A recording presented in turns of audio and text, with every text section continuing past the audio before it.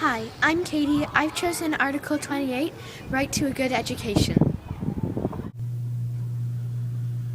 I now have an opportunity to interview Dr. Jason Price of the University of Victoria about his thoughts on education. So you worked for the United Nations in Ethiopia. What were the most shocking and troubling realities for you to witness about education? I actually worked with the Canadian International Development Agency and the Canadian University, and one of the things that we did was work along with the UN in terms of overseeing the money that Canada gets in terms of bilateral, multilateral aid. So that's money that comes from Canada and goes directly to the UN, or money that comes from Canada goes to the UN and then goes off to smaller groups.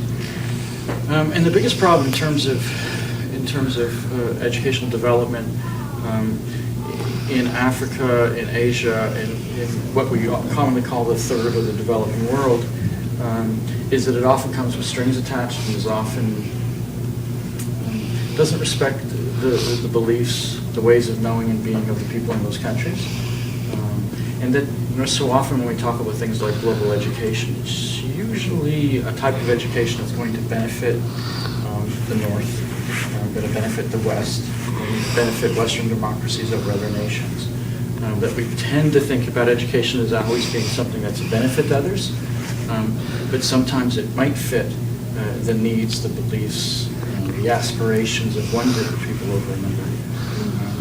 There are many different ways of defining what education is and what's going on. So it's not very personalized, or it doesn't always hold with their belief system? Yeah, exactly. Just like the argument can be made that even schools within Canada don't suit the interests, the needs, or the beliefs of all people. And what we've done in Canada is decided to develop a secular public school system where everybody, regardless of their religious belief, regardless of their cultures, we try to find a common place to be.